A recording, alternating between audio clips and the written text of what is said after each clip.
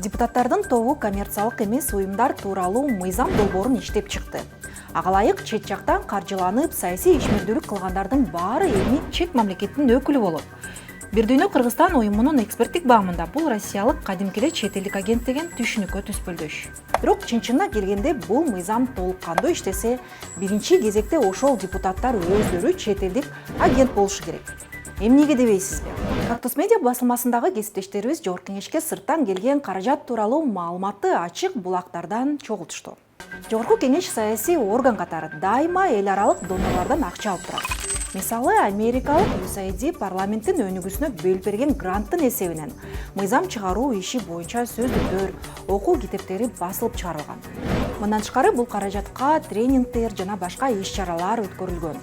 2020-жылдагы октябрь окуяларынан жабыр тарткан Жогорку Кеңештин имаратын оңдоп түздөөгө Кыргызстандагы Корея эл аралык кызматташтык агенттиги Койка $8 миллион грант бөлүп берген. Мындан тышкары Жогорку Кеңештин веб-сайты дагы эл аралык донорлордун материалдык колдоосу менен жакшыртылган. Жогорку Кеңештин депутаттары жана кызматкерлери үчүн дайыма семинар жана тренингдер өткөрүлүп турат. Кайсы акчага дебейсизби? Албетте сырттан келген гранттардын эсебинен.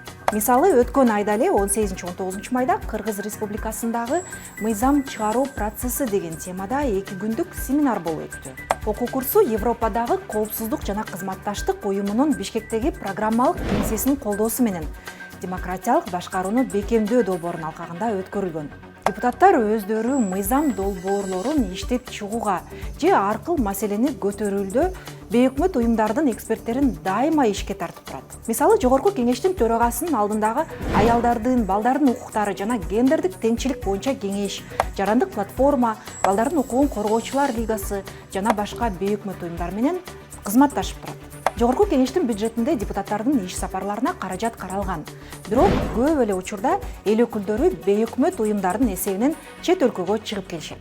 Мисалы, парламенттин 5-чакырылышынын депутаттары америкалык USAID берген гранттын эсебинен АКШ, Улуу Британия, Германия, Швеция жана башка мамлекеттерге иш сапарлар менен барып келишкен. Ал эми жакын арада 30 депутат АКШга камданып атканы белгилүү болду.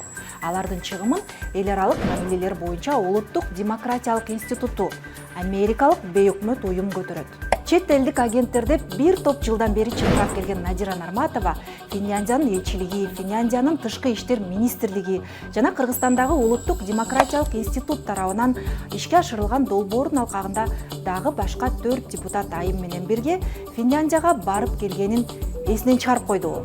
Башкача айтканда, депутаттар көтөрүп аткан мыйзамдуу иштей турган болсо, биринчи кезекте Жогорку Кеңеш өзү чет элдик агент болушу керек. Саясатчылар жана алардын камчысын чапкан фейктер, троллдор, мамлекеттик эмес уюмдарды, эркин медиаларды дайыма бузуку, батышчыл деп тилдеп келет. Эми депутаттар чет элдик тынчы агент деп атап алышкан. Бирок иш жүзүндө дал ушул эркин медиа, мыйзамды, адилетти талап кылган мамлекеттик эмес уюмдар натыйжалуу иштеп атканын эл аңдап көрүп турат. Мамлекеттик эмес уюмдарды грант алып атат деп күнөөлөгөндөн мурда мамлекет өзү дайыма ири гранттарды алып жүргөнүн үн катпайт. Чет элдик агенттер боюнча мыйзам долбоору кабыл алынса, анын залакасы саясий ишмердүүлүк менен алектенген бейөкмөт уюмдарга гана эмес, башка бардык уюмдарга дагы тиет. Мындайча айтканда, коомдук пикирди калыптандырган кайсы гана аракет болбосун, аны саясий ишмердүүлүк катары балап, ар бир адамды кылмыш жоопкерчилигине тартууга жол ачылат.